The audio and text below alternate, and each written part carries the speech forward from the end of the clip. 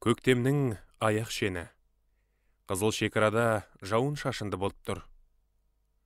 Жаңбыр кейде аспанның түбі төсілгендей, 2-3 күн бойына үзілмей жауады. Аяқтан калош, үстінен плащ түспегелі талай күн.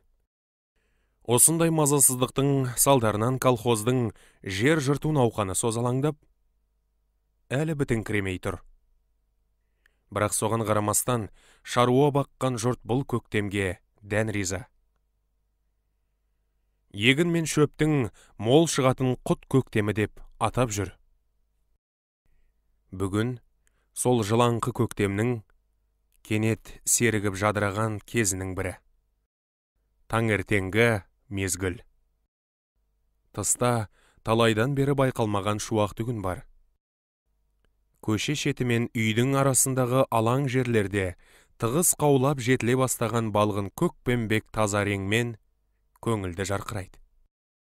Өріске айдалмаған лақ, қозы, жас бұзаулар, шырын көкті қадала шымшып үзіп, сағынып көріскендей бас алмай жайылады. Жаңбырлы талай күнді сыз қақпас қуыста өткіріп сыз соқты болған тауық, иттерге дейін есік алдындағы күн шуаққа шығып, жадырасып, бой жазып жүр. Мұрат ертеңгі шайды ішіп болып, төр үйде сабақ қарап отыр еді. Кенет көше жақтан балалардың шулаған дауыстары естілді. Аласа столға сүйеніп, төр алдында сабақ жазып отырған орнынан ұшып тұрып, терезеге қараса, бірнеше бала төмен қарай жүгіріп барады екен. Жалмажан терезенің жартысын ашып жіберіп дауыстады. Садық! Ей, Садық! Қайда жүгіріп барасыңдар? Үстінде қағылған шибарқыт костюм бар. Дембелше келген сорлау бала жауап берді.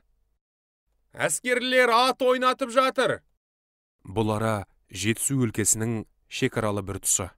Қыстақтан төменіректе су жағасында шекара күзететін застава бар.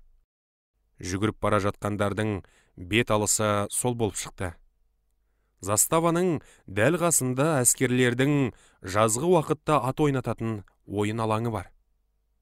Олар сонда әр кезде өздерінің жаттығу ойындарын өткізеді. Бөгеттерден ат секіртеді, қылышпен шыбық шабады. Шауып бара жатып, ат үстінде әрқилы өнер қимыл жасайды. Бұның бәрі қызыл шекараның балалары үшін қанша көрсе де жалықтырмайтын, құдды цирк ойыны тәрізді мәз мереке көрініс. Әке шешесі үйден ұзатып, қия бастырмайтын Мұратқа биыл көктем туғалы бері шекарашылардың бұндай тамашасын көрудің сәті бір түспей жүрген. Тап қазір оның делебесі қозып кетті. Кітап қағаздарын тез жинастыра салды да, ауыз үйге шығып, жайдақ шайды бағана сілтегеннен әлі сілтеп отырған анасынан, «Апа, әскерлердің ойынын көріп келейінші?» деп өтінді. «Сонау застапқа бармақсың ба? Қой, әскердің ойынын көрмеп бедің? Үйде отырып сабағыңды оқы». «Балалардың бәрі кетіп барады», деп қиылды Мұрат. Мөлдіреген қап-қара әдемі көздері аянышта. Мұңайып тұрып айтты. «Қой дедім ғой. Бір жеріңнен шаншу ұстап қалды ма?» Бозарыңқы саусағымен Мұрат терезені нұсқады. «Қараш, далада күн жып-жылы жарқырап тұр». «Күн жарқырап тұрғанмен жел бар. Түсін айтқанды. Көкке шығып, жел кетін кез емес қазір». Әңгіме осымен тынған еді. Анасының илікпесін көрді, Мұрат жым болды. Шытынған кейіс жүзбен төр үйге қайта кіріп кетті. Сабадай жиылған мол қарнын сипалай отырып, Ұлжан шешей шайын ұзақ ішті. Шәйнектің бар қызылы таусылып, самауырдағы қайнақ су сарқылғанда барып қана деді. Құмардан әбден шыққанын танытып, жадырай жөтеліп алды. Терін сүртінді. Сонда ғана төр үйде жым-жырт болған баласы оның есіне түсті. Мұратжан! Ей, Мұратжан! Үн жоқ. Мұрат! Тым-тырыс. Әлгі ұйықтап қалды ма деп күбір етті де, Ұлжан шешей жер таянып орнынан түрегелді. Есік перделерін сыдырып, төр үйге бас сұғып қарады. Мұрат көрінбейді. Енді байқады, көше жақтағы терезенің жартысы ашылып қапты. Салқын жел соғып терезеде перделерін кеуектей желпіп тұр. Ұлжан шешейдің жүрегі су ете қалды. Мына тұрған терезеден шығып кеткен ба? Төсек астын, үй ішіндегі қалтарыс жерлерді түгел қарап шықты. Ұлжан шешей баласын таба алмады. Мұраттың ілулі тұрған фуфайкасы көзіне түскенде, сығыр алғыр, тым болмаса киінбей кеткенін қараш, деді. Өй, сығыр алғыр, тым болмаса киінбей кеткенін қараш, деді. Не істерін білмей, абыржи түсіп. 13 құрсақ көтерген Ұлжан шешейдің Мұрат сүт кенжесі. Одан басқа ер жетіп адам болған 2 қыз, 1 ұлы бар.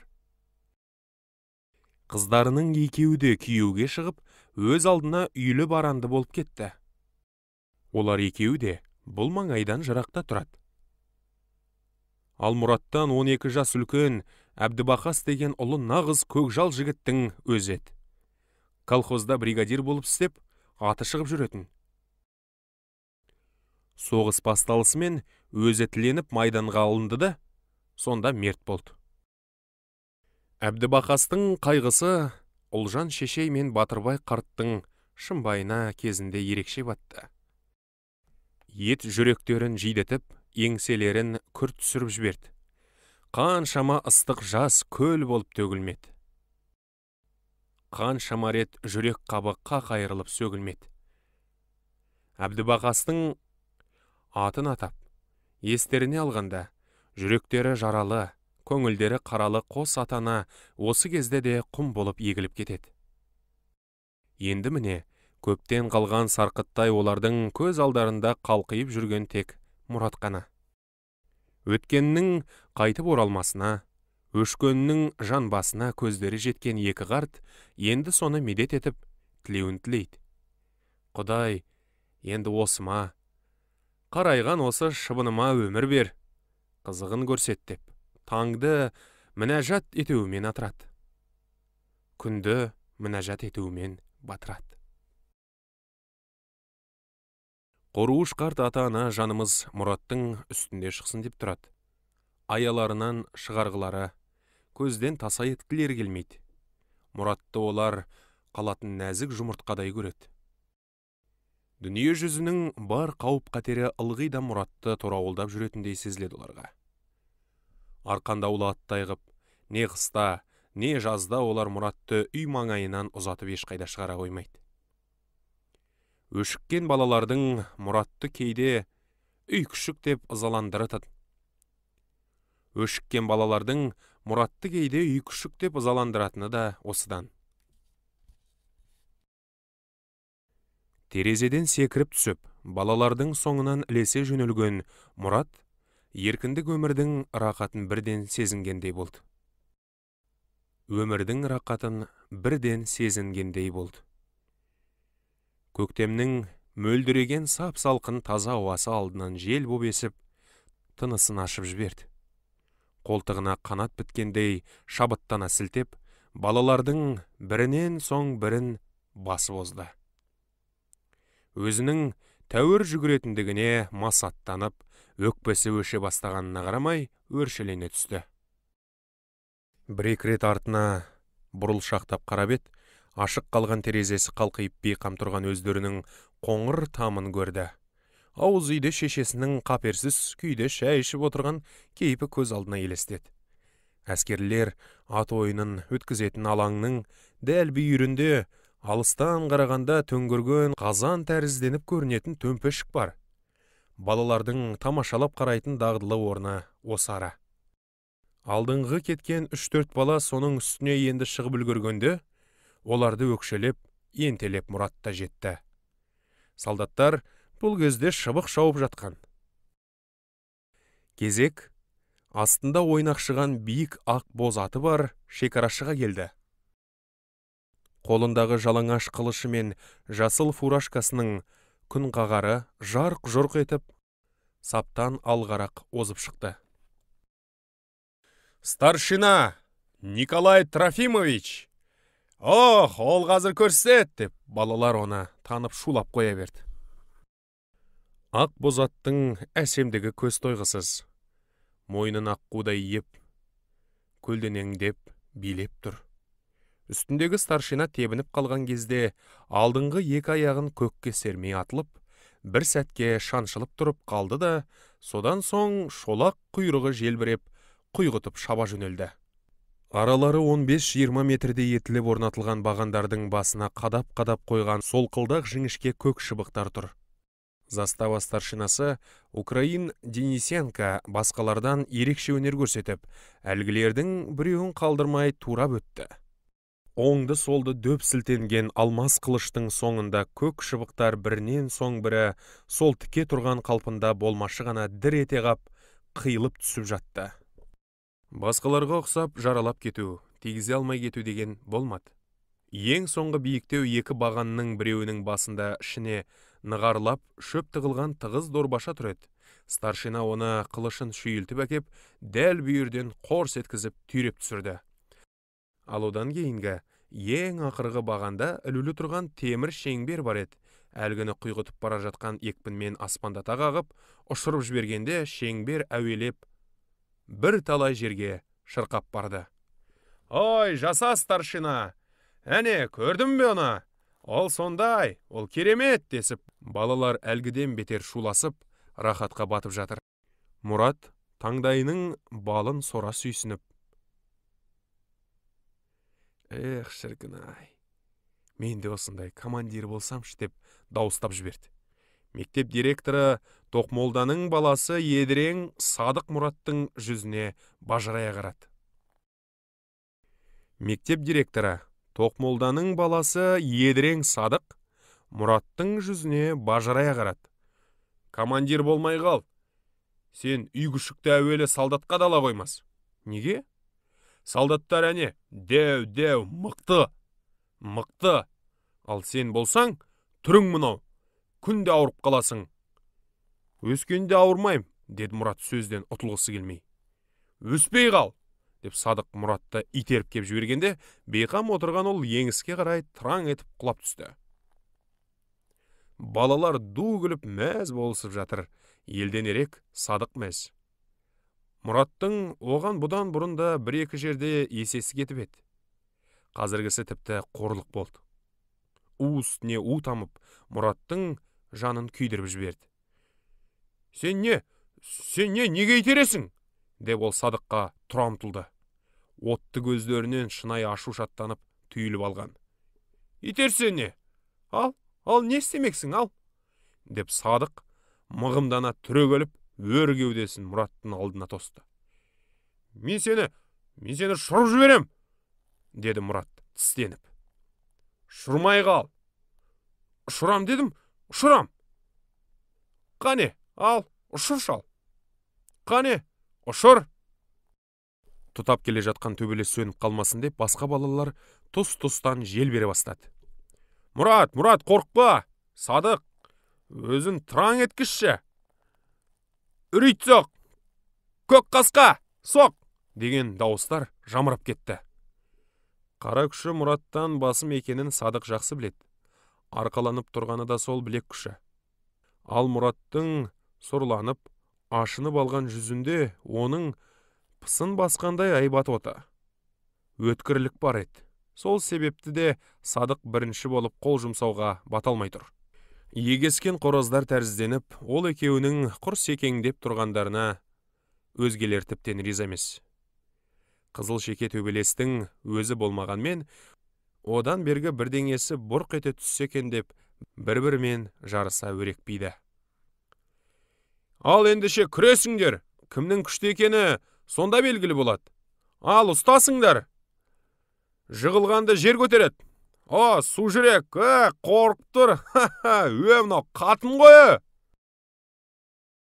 Бұл сөздер егескен екеудің еш қайсысында жетістірмеді.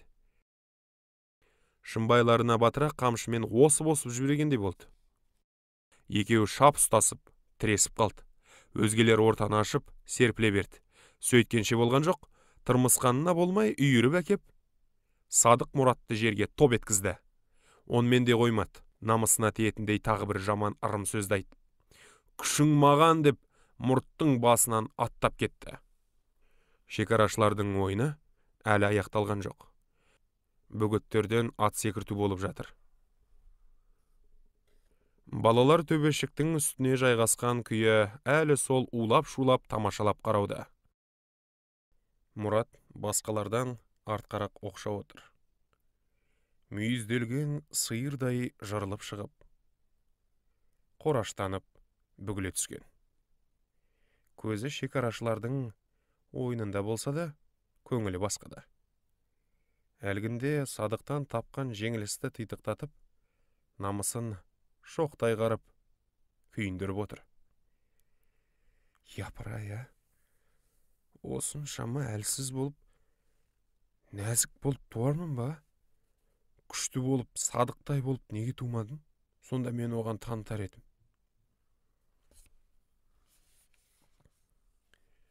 Ауылдың солтүстік батыс жағы қырат, жота.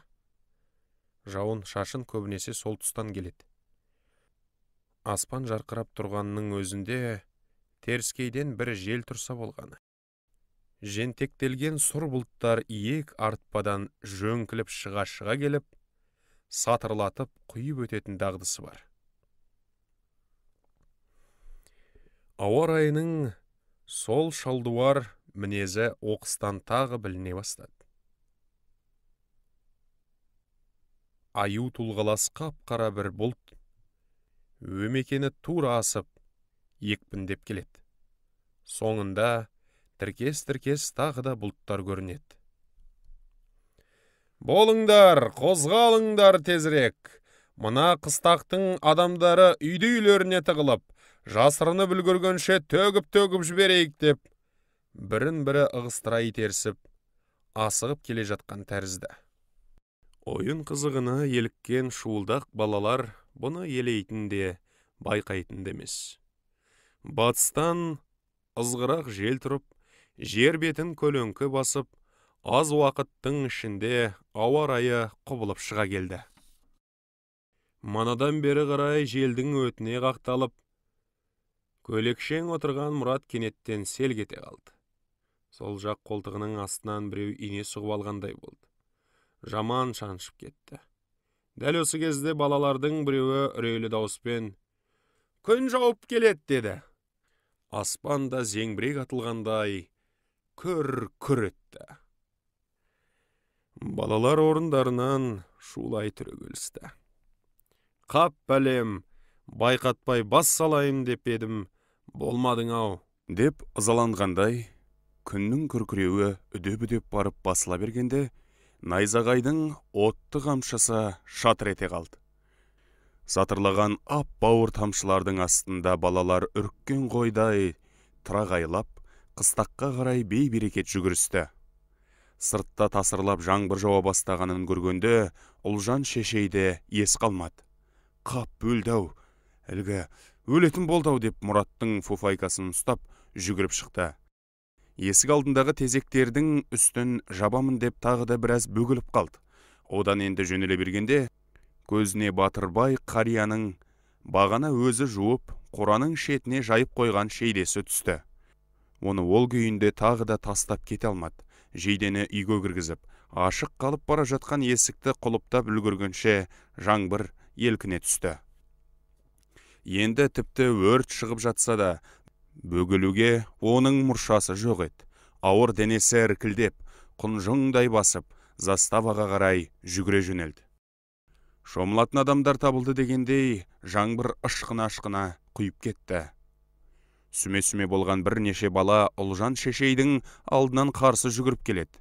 «Әй балалар, Мұратты көрдіңдер ме? Арт жақта келе жатыр». Нөсер асқына қарбаласа түсті. Көше бойы бір демнің арасында жарқыраған көлшіктерге толып кетті. Сатырлаған тамшылар көлшіктердің бетінде шоршақтап, би-билеп. Айналада шұп-шұбар көбіршіктер өріп шыға келді. Мұрат үйге тезірек жетпекші болып, әлдегімдердің бау-бақшасын аралай тура тартып еді. Бұнысы жолды қысқартудың амалы болатын. Бірақ ол мықтап алданды. Бақшаның жуырда айдалған қара топырағына бір-екі аттап үлгерместен толарсығаннан кіріп кетті де, қайтадан кері жүруге мәжбүр болды. Содан талай бұлтарыс жасап, қорықтардан секіріп өтіп, әрең дегенде көшеге қайтадан шықты. Сыбанға ұқсап езіліп, көшеде жетісіп тұрған жоқ еді. Бір рет тайғанап жығылып, жамбасымен сырғанып түсті де, бүкіл бір жақ қапталын ластап алды.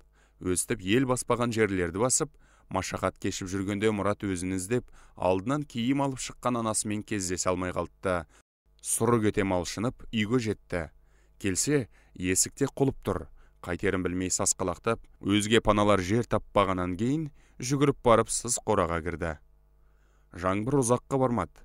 Шалағай аттай арындап алды да сарқыла қалды. Тағы біраз уақыттан кейін аспан жадырап ашыла бастады.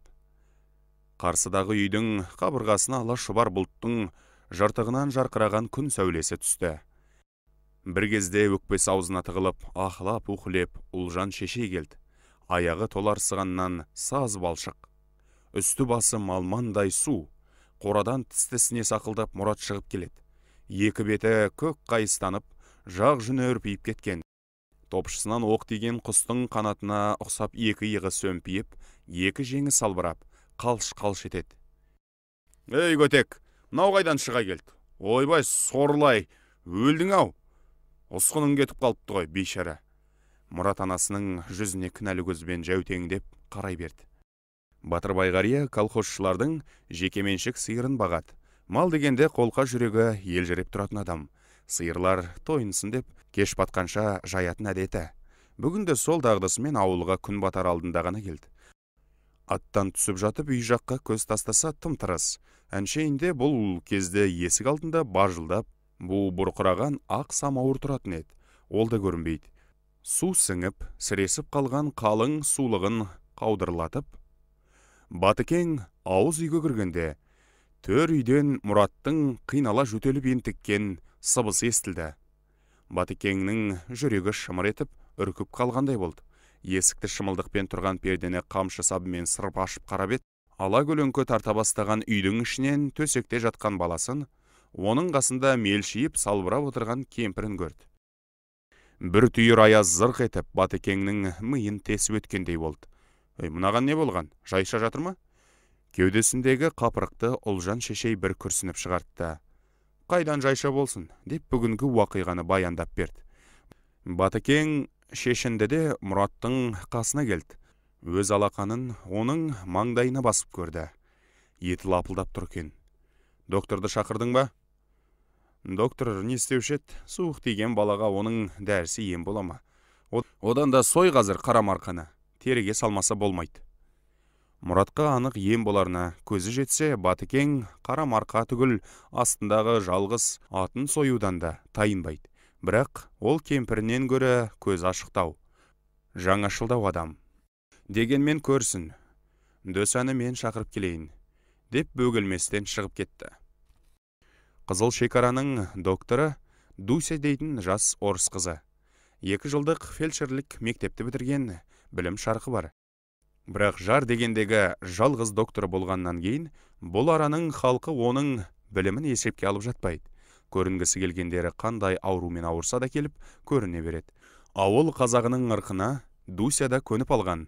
Күн болсын, түн болсын, ерте келсін, кеш келсін келгендерді қабылдай береді. Терезенің алдында шашылып жатқан азғантай дәрі дәрмектен әйтеуір жұғымды деген біреуісін тегіннен тегін беріп жөнелтеді. Дусяның өз қолынан келері осы ғана. Ал ауруы салмақты адамдар жәрдем тілесе, Дуся жолдама жазатты, аудандық емханаға бар дейді. Сөз қайыруда, беттен алуды білмейтін биязы мінез Дуся қазақтарға ұнайды. Олар оны еркелеткен тәрізденіп, өз тілдеріне бейімдеп, дөсә жан деп айтады екен. Батыкеңнің алдына түсіп алып, келте шашы дударланып Дуся келеді. Мұраттың ыстығын өлшеп көрді. өкпесін тыңдады. Аузын аштырып, а дегізіп қарады. Содан кейін айтқаны: аудан оны апарсы керек. Аныки өкпе суық тиген, сондай укол салат. Жазылат. Екі қарт доктордың айтқанын үрпейсе тыңдады. Қой сойып терісіне салсақ қалай болар еді деп сұрады Батыкең. Ой, ол булмайды. Менікі айтты анда аудан апарса керек деп. Сол дұрыс. Дуся кетісімен Олжан шешей мен Батыкеңнің арасында керіс тартыс басталды. Бол, сой марқаны, терісіне саламыз дейді Олжан шешей. Әлгі доктор болмайды демеді ме? Докторың дым да білмейді. Дым білмейтін адамды өкімет доктор етіп қоя ма? Бұл әңгімені естіп жатқан Мұрат ентіге сөйлеп: тереге түспейім деп азар да безер болды. Олжан шешей райынан енді қайтқандай: тым құрыса бүгінше жас сорпа қайнатып беріп көрейік. Сойсаңш, аяп қалдың ба? Марқа сойылды, сорпа қайнатылды.